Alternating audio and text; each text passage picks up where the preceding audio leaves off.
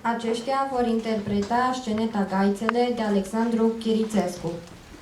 Coordonator Paneș Daniel, secțiunea 5-8. Așadar, intră în scenă școala cu clasele 1-8 Ațeni.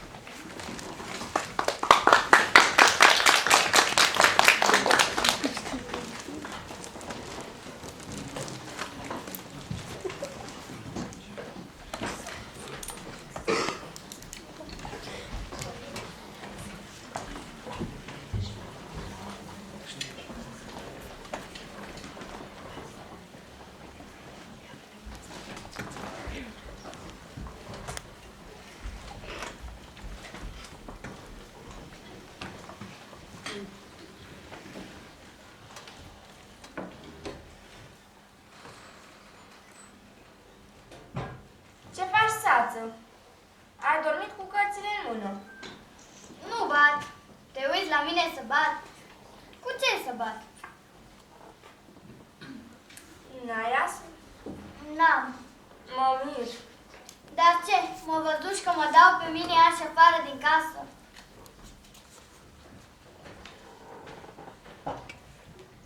Dar tu ce faci, Lenu? Ce să fac? Aștept. Atunci bat eu. Așa te-am pomenit. Aveam mâna plină de tale și mă întreabă pe mine dacă am asta. Merg și eu. Și eu. Dumneata cu ce mergi? Treaba mea. Merge cu mâna goală și se mai miră că intră. Cântă-mi cu cuvaițe. Las. O să intru. Da, poate scap de frică.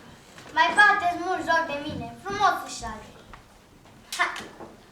Am intrat. Dacă nu știi să joci, ce să-ți fac?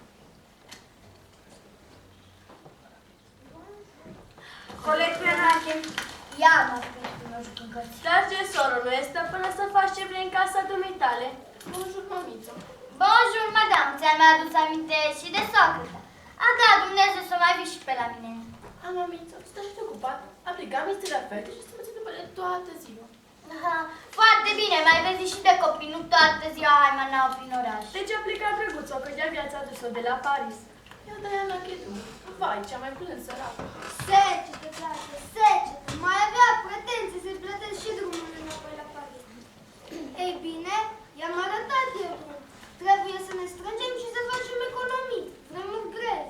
Se poate, dar eu fără guvernantă nu pot să stau. Parcă acasă tot guvernantea. Crești fetele cum ai crescut și tu. Vai. Vai, mamiță, cum vorbești? Dar mi-a zis Marie Ceafă. Costi și dumneata. Aia, guvernanță, o propătită de belgeancă care băgătea și vă spălea.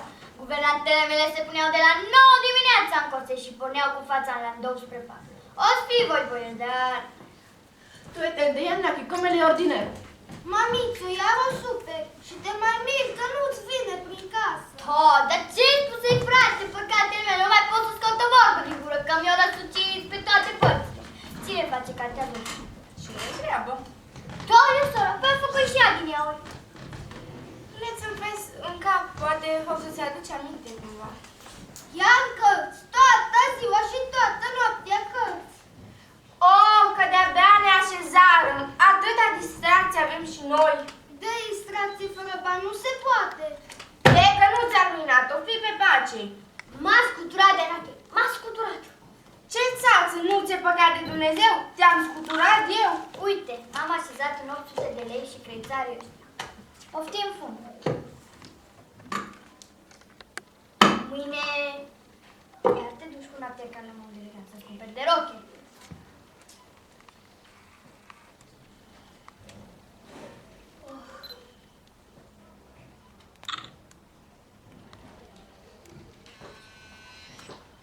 Dar ce, eu ți-am dat.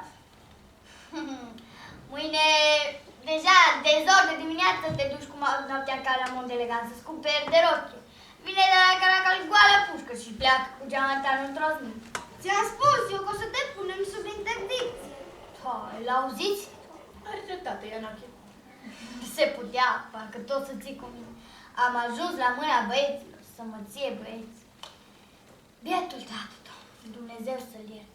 Putea să-mi lase și mie o moșie mai mică. cu Beață. O mulțumeam să am cu ce trăi. S-a priceput doar să scrie la testament. Rog pe scumpii mei fii să aibă grijă de scumpa mea soție. Stai. S-a priceput doar să scrie la testament. Rog pe scumpii mei fii să aibă grijă de scumpa mea soție. Taie, soro! Oh, că nu dăm un foc! Frumos, o spunea ce zice. Și scumpii lui Fim dau 20.000 de lei pe lună. Mie, Aneta Tubuleanu, care a fost stăpâna 9 și fără de alte 12. Slepurile noastre porneau încărcate cu grum, numai grude pe moșile noastre de la cetate și de la Pekin. Tocmai Marsila și la Amsterdam am plătit un auditorium de aur. Și am rămas 20.000 de lei pe lună. Da? Știi cât de ridicat de la birou de la 1 ianuarie până astăzi? Cât? 200.000 de lei. Dar unde e treia, frate, bani? Că eu mă stric cât pot. Eu vrei să spun, te înștiințez că am dat ordin lui Vasilopol să nu-ți mai dea niciun ban fără știrea mea. Așa că să nu mai trimis scrisori funcționarilor în ascuns de mine. Bine. Mersi, nonul meu. Eu? Ce m-am și pe mine, mămițu? Mulțumesc lui George al dumitale. I-a făcut scandalul Ianache la bilanț. Așa e Ianache. Toate se sparg în capul lui Ianache. Ne sepa Ianache. Ne sepa Ianache. Baspa. El muncește pentru tot și... Da, George așteaptă să-i dați voi în gură. Stă toată ziua la bodegă și bea cu toți mitocanii. Coleg, să nu te atingi de familia mea, că nici eu mă ating de-a ta. Dar ce are familia mea? Mie să-mi dați banii mei. Ce bani? Banii de pe provălia mea de zestre. De ce mi-a vândut azi provălia? A rămas în provălia mea. Băieții, ei sunt ce sunt, să-i duc ca numele de Duduleanu mai departe. Dar ce țață, jocul ăsta o foc, pune plata. Ce platcă? A, te faci că uiți, mai lasă și tu, Ianache, nu mai sunt mică. Dacă începi, nu mai oprești nici cu... Va să zic că eu sunt nebun. Așa vorbești tu cu sora ta mai mare. Ei, na, că m-ai ruinat cu sora mai mare. Ai fi fost tu sora mai mare, dar n-ai fi rămas și eu mică la 60 și... Așa e dacă nu te-am bătut când era de cap. Dar o să te bat acum, să-ți bagi mințile în cap. Ce să mă bați dumneata pe mine? O să te bat. Țață, dă seama la ce vorbești, că te faci de râs. Zoica, nu fă tu mie morală că o să-ți pară rău. Oh, că vă aud de lumea de pe bulevard. Țață, Zoica, o fi dumneata mai cu judecată. Po! Da să zic că eu sunt nebun. Așa vorbești tu cu mama ta. Bă, dar nu ți-a rușine? Ajuns în mintea copiilor. Eu am băgat de seamă de mult. Te-ai schimbat grozav de la o vreme încoace. Nici nu te mai cunosc. Ce să spun? Bine că nu mă mai cunoști. Las. Și eu ce să fac. Se-ți cunoașa de seama mea și mă mări. Dracu te mai.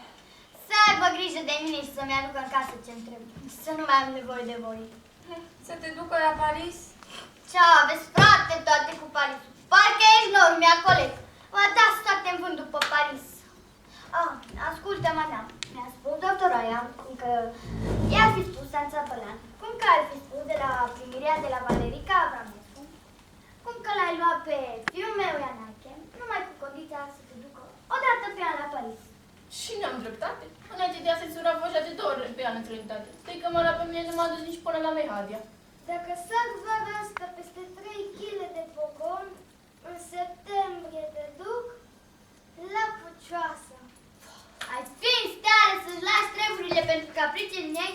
Cine vede de moșii și de birou dacă tu pleci? Nu vreau să mă duc la Puceasă, vreau să văd Parisul, să mă duc la Paris. Dar de ce nu te-a dus tactul la Paris? Sunteți grozavi. Nu mai fumul și pretenții de noi, spuneți în toate părțile că suntem țărani îmbogățiți. Cine mămițo, eu? Tu și cu neamul tău, mai bine țărani îmbogățiți decât voi care nu o după ce bea apă ca voi. Mamițo! Ce, mamițo? Iar am cerut automobilul să mă ducă la tase la Paris. Nu poți, că l-am promis lui mama. În automobilul meu să se lăfăiască toate leșinăturile. Ianache, tu vois comme elle me Je m'interroge la gifle. Toi resti ici avec ta famille. Eu nu voi pe piciorul, ca să știi. Pa! Mare pac, bănciucăți. Mamițo, ce fuse asta? Las. Îi trece, e iute, dar se întoarce numai decât. Uite, ca să faci. Uite ce e ăsta de la mine. Mi-a trimis asta de la băi. 14 carate. Vi dau mai bine vouă, că aveți fete. Ce? Vecinele, așteaptă întâi să mor, că pe urmă ți le dau.